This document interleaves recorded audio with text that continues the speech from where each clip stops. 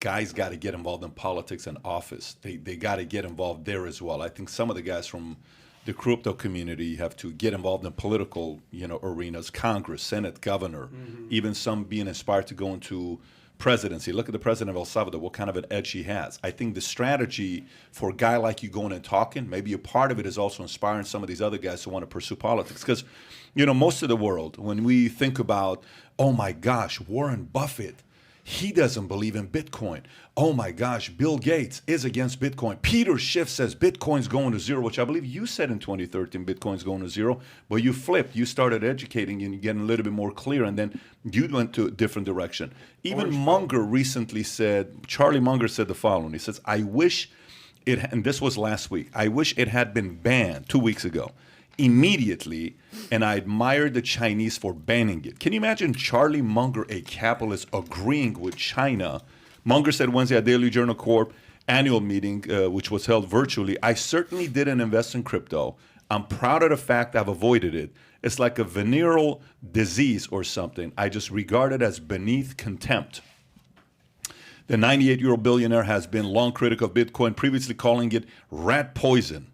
And he just certainly the great short squeeze in GameStop was wretched excess. Certainly the Bitcoin thing is wretched excess. I would argue that venture capital is throwing too much money too fast, and there are considerable wretched excess in venture capital and other forms of private equity. He just doesn't stop. He keeps going and going and going. So the world looks at these guys, the people who have been influencers in the finance world for a while, who are totally against it. And then somebody sits there and says, well, I trust Buffett more than I do Michael Saylor. Why should I believe these guys that are talking about Bitcoin? What you're seeing is a shockwave moving through the culture. You're seeing the most disruptive force in the world right now, and it's slamming into people and institutions faster than they can absorb it and appreciate it and understand it. And this is like shockwaves in the real world, right? If I move an airfoil through the air faster than the speed of sound is the rate at which air communicates with itself. The air can't get out of the way. I pound into it. I create massive turbulence and noise. The way to solve it is you go slower, but then you're not supersonic. Charlie Munger wasn't an advocate of Apple Computer, right? How about Amazon, right? How about Microsoft, right? Warren Buffett's a friend of Bill Gates for how many years, and he still hasn't bought Microsoft stock? And Microsoft is an idea that was, fairly well understood 40 years ago, 30 years ago. So what you have is something so powerful that everyone's being asked to have an opinion, right? Presidents, the president of Russia, the president of most nation states, they're asked to have an opinion. Every investor's asked to have an opinion. But what if I told you couldn't really understand it without 100 hours of time invested? How many people after the age of 40 spend 100 hours studying anything? Once you get to, how about age of 65? You don't think of Munger, Buffett, Gates, these guys spent 100 hours studying Bitcoin? Aren't you sure they didn't? Isn't it obvious? I would say it's almost certain that he hasn't spent 10 hours. And so I would say the same with most macro investors, though, right now. You know what? I would say the same with a lot of crypto investors. How many people have spent 100 hours studying the stock that they hold in their portfolio? True. How many people spend 100 hours studying Facebook? Yeah, but based on what you're saying, you don't need to study Bitcoin. Just trust you and buy Bitcoin. No, he's not saying that. I'm not saying that. I'm saying that I spent 1,000 hours before what I'm saying is you're basically saying, look, I've done the research. You don't need to do it yourself. Just buy Bitcoin and hold it for 100 years. Have a great day. Bye. That's basically what you're saying. I'm actually saying that people should do the research until they get the conviction necessary to make their own decision.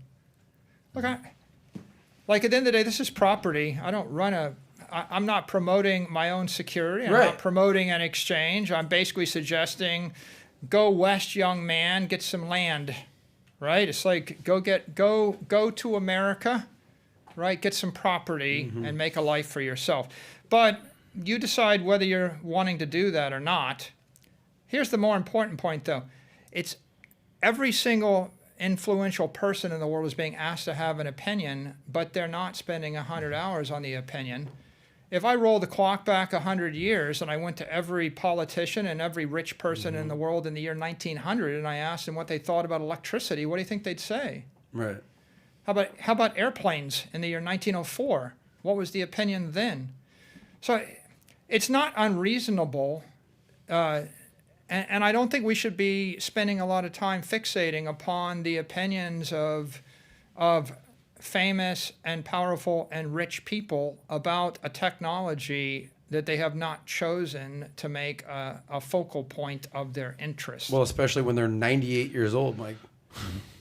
I think That has to be a factor. I think the more important point is everybody thinks for themselves, right? So you wouldn't go to Charlie Munger and ask him to pick out stocks in your name every winning stock in the past decade. Netflix, Google, Fang. Apple, Facebook, Amazon. How many of them were recommended to you by any of these people that you're getting opinions on? None of the Bitcoin antagonists or critics would have recommended or did recommend any of those stocks, right? So it's kind of a moot point. It's really just marketing or sparks that are being sent up, because what happens is these guys in the media, they interview them and they want to get a rise out of them, so they actually throw this out there. Nobody's asking Warren Buffett's opinion of silver or gold right now because no one's interested in hearing the answer.